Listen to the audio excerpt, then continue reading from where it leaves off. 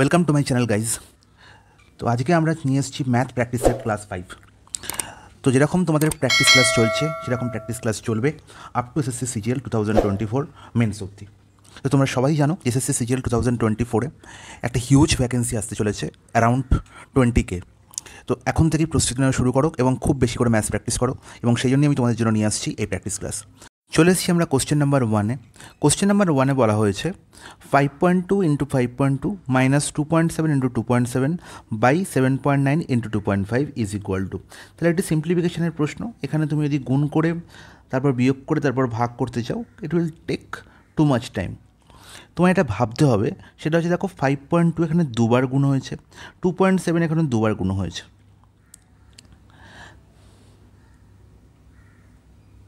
তো যেহেতু এখানে দেখো 5.2 দুবার গুণ আছে এবং 2.7 দুবার গুণ আছে, আর নিচে দেখতে পাচ্ছি 7.9 আর 2.5 আছে, তার মানে 5.2 আর 2.7-এর সঙ্গে 7.9 এবং 2.5-এর কোনো একটা সম্পর্ক আছে। সম্পর্কটা কী সেটাই তোমায় খুঁজে বার করতে হবে। তাহলে যদি তোমরা 5.2-কে ভেবে নাও এটি হচ্ছে এ, এর ভ্যালু হচ্ছে এ, এবং 2.7-এর ভ্যালু ভেবে নাও এটি হচ্ছে বি, তাহলে দেখো ওপরে কী আছে না A square minus B square. খুব ভালো কথা। আর এই 7.9, এই 7.9 কীভাবে আসে দেখো, তোমরা যদি খুব ভালো করে দেখো যে 7.9-কে তোমরা কী লিখতে পারো না 5.2 প্লাস 2.7, 5.2 আর 2.7 যোগ করলেই আমরা 7.9 পাই। আর 2.5 কী করে আসে না 5.2 মাইনাস 2.7 করলে, ব্যাস।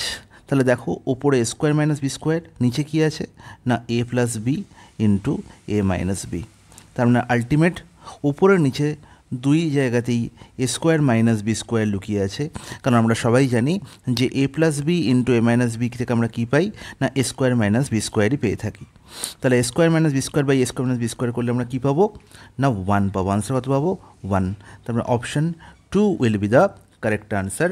তাহলে যদি তোমরা এটা চিনতে পারো তাহলে এই প্রশ্নটির আনসার করতে হার্ডলি তোমার 2 সেকেন্ড লাগবে, যেখানে গুণ বিয়োগ যোগ বিয়োগ ভাগ কিচ্ছু করতে হবে না। তো চলে আসি আমরা কোশ্চেন নাম্বার 2-তে। দেখো কোশ্চেন নাম্বার 2 আরেকটি খুব সুন্দর অঙ্ক, এবং এইচসিএফ এলসিএম থেকে প্রশ্ন তোমরা সমস্ত পরীক্ষাতে একটি করে প্রশ্ন পাবেই। The ratio of two numbers is 11:4 and their HCF is 16. Then what is the sum of these two number? তো আগের ভিডিও যারা দেখেছে তারা সবাই জানে যে রেশিও থেকে রেশিও প্রত্যেকটি টার্মের সঙ্গে, ধরো দুটি সংখ্যার রেশিও আমি বললাম A/B, এবং তাদের HCF বলে দিলাম সি।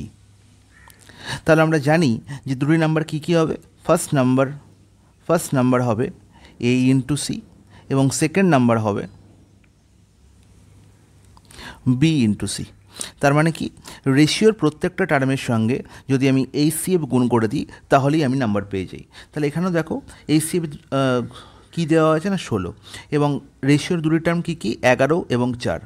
তার মানে 11 ইন্টু 16 করলে আমি প্রথম নাম্বার পাবো, এবং 4 ইন্টু 16 করলে আমি কী পাবো সেকেন্ড নাম্বার পাবো।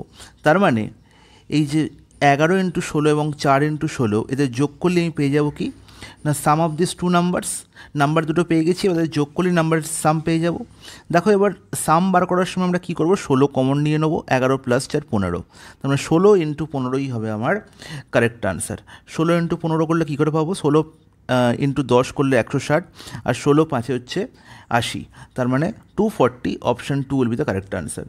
এবার যদি তোমরা নেক্সট টাইম এই প্রশ্নটি সলভ করো তোমরা কীভাবে করবে, দুটো নাম্বারের রেশিও বলা আছে 11:4, তার মানে 11 প্লাস 4 করলে আমরা কী পেয়ে যাব রেশিও দুটো টার্মের সাম পেয়ে যাব, আর সেই সামের সঙ্গে যদি আমি এইচসিএফ গুণ করে দিই তাহলেই আমি আনসার পেয়ে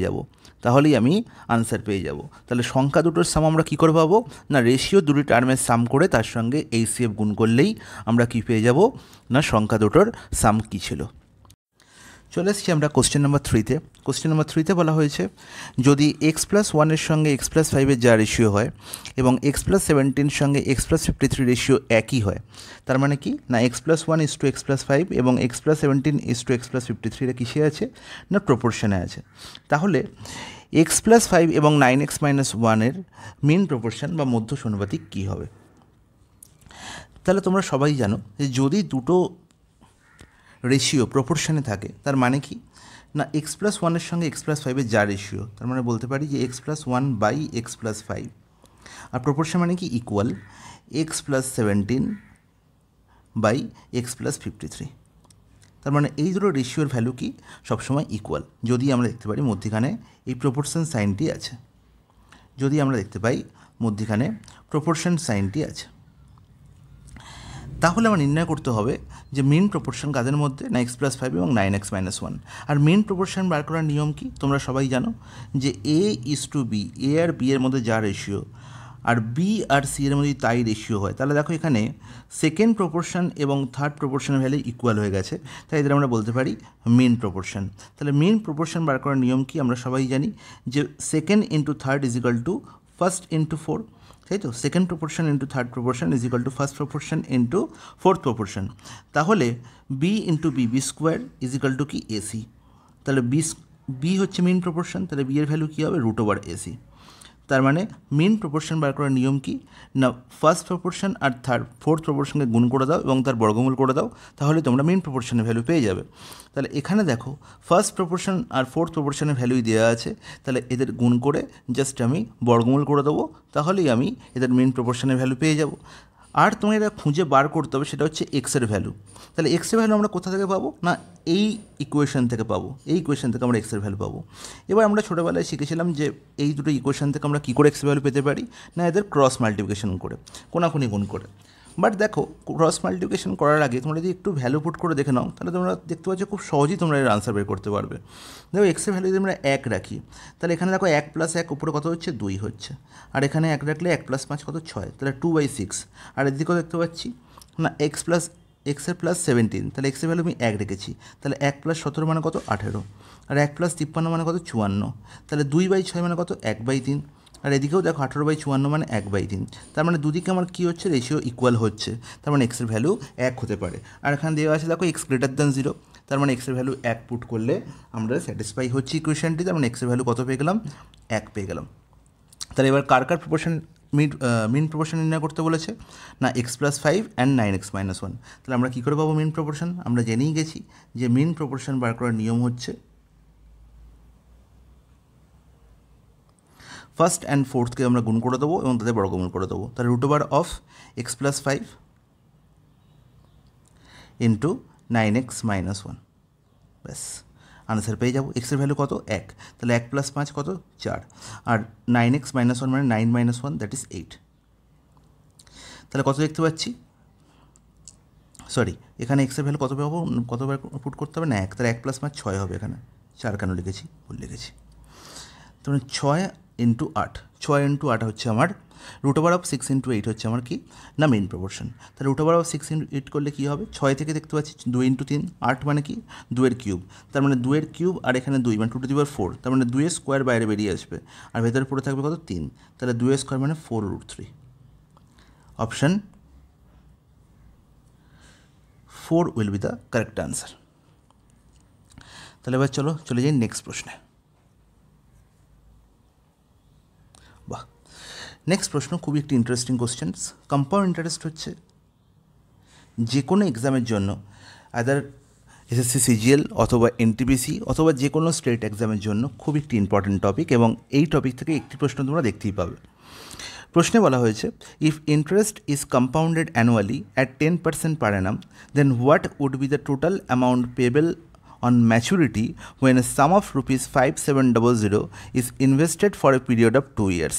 তার মানে 5700 টাকা 2 বছরের জন্য কোনো একটি ব্যাংকে রাখা হয়েছে এবং সেখানে রেট অফ ইন্টারেস্ট বলা হয়েছে 10% পার অ্যানাম কম্পাউন্ড ইন্টারেস্ট। তাহলে কম্পাউন্ড ইন্টারেস্টের ভ্যালু কত দেওয়া আছে, সিআই দেওয়া আছে, সিআই পার্সেন্টেজ কত দেওয়া আছে না 10% পার অ্যানাম, 10% পার অ্যানাম, তাই তো।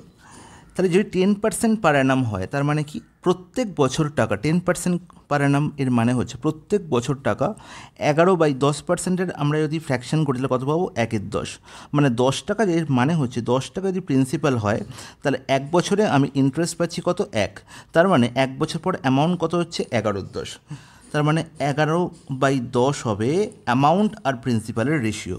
তার মানে প্রত্যেক বছর আমার টাকা কি 11 × 10 গুণ হচ্ছে। তার মানে যদি আমি 5,700 টাকা ব্যাংকে রেখে থাকি, তাহলে সেই টাকাটি 1 বছর পর হবে 11/10 গুণ। তার মানে 5,700 ইন্টু 11/10 করলে আমি কী পাবো না 1 বছর পরে, মানে সেকেন্ড ইয়ারের প্রিন্সিপাল। সবসময় মনে রাখবো কম্পাউন্ড ইন্টারেস্ট কী হয় না, ধরো আমি 5,700 টাকা আমি ব্যাংকে রাখলাম, এটা প্রিন্সিপাল। তাহলে এই 5,700 টাকার 1 বছরের পর কত পাবো না 11/10 গুণ পাবো। তাহলে এই 11/10 গুণ হওয়ার পরে যে টোটাল অ্যামাউন্টটা পেলাম, এই অ্যামাউন্টের ওপর আবার সেকেন্ড ইয়ারে ইন্টারেস্ট দেওয়া হবে। তাহলে এই যে অ্যামাউন্টটি পেলাম সেটি হচ্ছে কি সেকেন্ড ইয়ারের জন্য প্রিন্সিপাল। তাহলে সেকেন্ড ইয়ার আবার এই অ্যামাউন্টটি 11/10 গুণই হবে। তার মানে এই যে পুরোটা টাকাটা আমি পেলাম সেটাই হচ্ছে আমাদের 2 বছর পরে কত পরিমাণ আমি অ্যামাউন্ট পাবো। তাহলে আমার নির্ণয় করতে বলেছিল কি না total amount payable on maturity. তার মানে এটাই হচ্ছে টোটাল অ্যামাউন্ট আফটার 2 ইয়ার্স। আর মনে রাখবো এটাই হয়ে যাবে আবার থার্ড ইয়ারের জন্য কি প্রিন্সিপাল। তাহলে থার্ড ইয়ারে যখন আমি আবার ইন্টারেস্ট ক্যালকুলেট করব তখন এই পুরো টাকাটার ওপর আবার 11/10 গুণ হবে। এটিই হচ্ছে কম্পাউন্ড ইন্টারেস্টের ম্যাজিক। তাহলে আমাকে এটারই আনসার নির্ণয় করতে হবে। এবার দেখো কাটাকুটি করে দাও, এখানে দুটো শূন্য নিচে, এখানে উপরে দুটো শূন্য ক্যান্সেল আউট হয়ে গেল।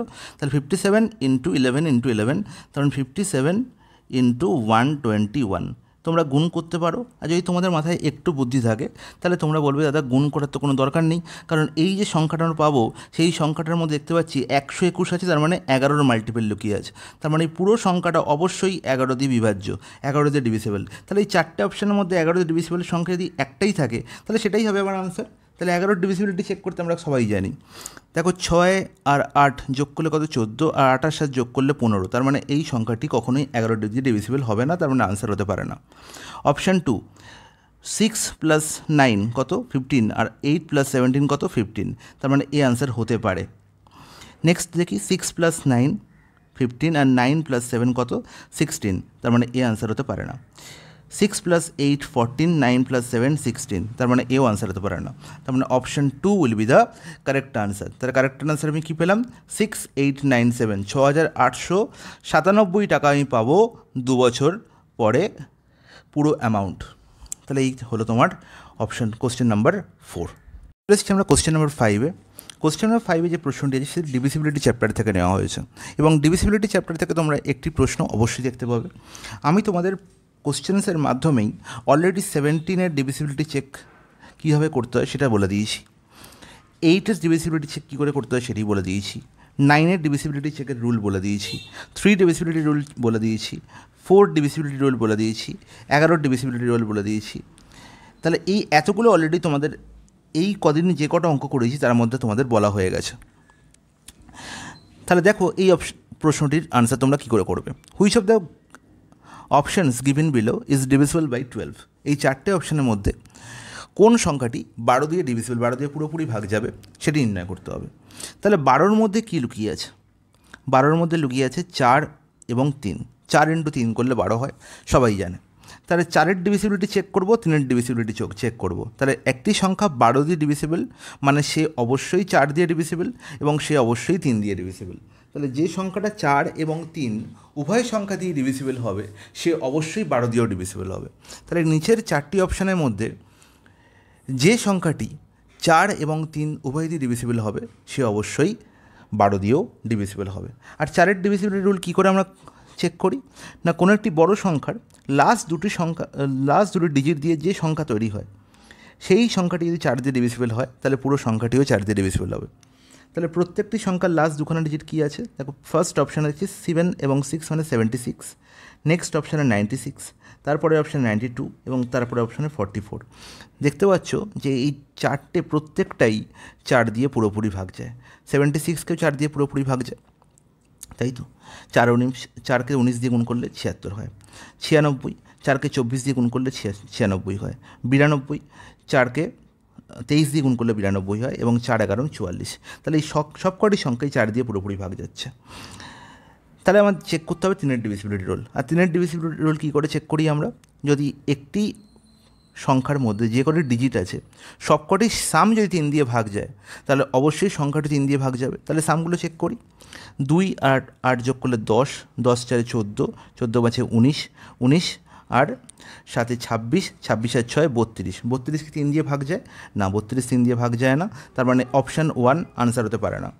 নেক্সট অপশানে দেখতে পাচ্ছি 2 + 3 5, 5 6 11 আর সাথে 18, 18 আর দেখো 9 চেক করার দরকার নেই, 9 ইটসেলফ 3 দিয়ে ভাগ যায়, তাহলে 9কে আমি চেক করবো না, তাহলে 18 + 6 24, ঠিক আছে। তাহলে 24 আর 9 যোগ করলে কত হবে 33, তার মানে পুরো সংখ্যাটি 3 দিয়ে অবশ্যই ভাগ যায়, কারণ 33 3 দিয়ে ভাগ যায়, তার মানে এই আনসার হতে পারে। তাহলে দেখবো যেখানে 9 বসে আছে, 3-এর কোনো গুণিতক বসে আছে সেগুলো চেক করার দরকার নেই। যেমন দেখো এখানে 3 আর 6 যোগ করে 9, 9 আর 6 যোগ করে 15, তার মানে এরকমভাবে যোগ করতে পারো। তো এইগুলোকে আমার অ্যাড করার দরকার নেই, কারণ এগুলো সবকটাই 3 দিয়ে ভাগ যায়, তার মানে অবশ্যই সংখ্যাটি এই 3 6 9 6 দিয়ে যে সংখ্যা তৈরি হবে সে অবশ্যই 3 দিয়ে ভাগ যাবে। তাহলে পড়ে থাকবে 7 আর 2, এই 7 আর 2 যোগ করলেই আমরা দেখতে পাচ্ছি 9 হচ্ছে, তার মানে অবশ্যই এরা 3 দিয়ে ভাগ যায়, তার মানে পুরো সংখ্যাটি 3 দিয়ে ভাগ যায়। তাই সব পুরো সংখ্যাটিকে যোগ করার দরকার নেই, এখান থেকে 3-এর মাল্টিপলগুলোকে তোমরা বাদ দিয়ে দাও, বাকি যারা পড়ে থাকে তাদের যোগ করো, তারা যদি 3 দিয়ে ভাগ যায় তাহলে অবশ্যই পুরো সংখ্যাটিও 3 দিয়ে ভাগ যাবে। সিমিলারলি এখানে দেখো অপশান নাম্বার 3, এখানে দেখো 9 বসে আছে, এখানে 9 বসে আছে, তাহলে এদের যোগ করার দরকার নেই, 7 আর 2 যোগ করে 9, এদেরও বাদ দিয়ে দাও। তাহলে পড়ে থাকে কে না 4 আর 1 5, তার মানে 4 আর 1 5 কি 3 দিয়ে ডিভিজিবল? কখনোই নয়, তার মানে অপশান 3ও আনসার হতে পারে না। নেক্সট চলে যাই অপশান নাম্বার 4-এ, দেখো 8 আর 1 যোগ করে কত হয় 9, 5 আর 7 যোগ করে কত হয় 12, তার মানে এরা সবকটা 3-এর মাল্টিপল। তাহলে পড়ে থাকে কি 4 + 4 8, তাহলে 8 কি 3 দিয়ে ভাগ যায়? কখনোই নয়, তার মানে অপশান নাম্বার 4ও আনসার হতে পারে না। তাহলে একমাত্র অপশান 2 যেটি 3 এবং 4 উভয় দিয়ে ভাগ যায়, তার মানে এটিও 12 দিয়ে অবশ্যই ভাগ যাবে। তো option 2 will be the correct answer. তো আশা করি তোমরা বুঝতে পেরেছ এই প্রশ্নের সলিউশন। যদি তোমাদের আমার এই সলিউশন মেথড ভালো লাগে তো অবশ্যই ক্লাসটিকে শেয়ার করবে এবং সাবস্ক্রাইব করতে একদমই ভুলবে না। চলে আসি নেক্সট প্রশ্নে।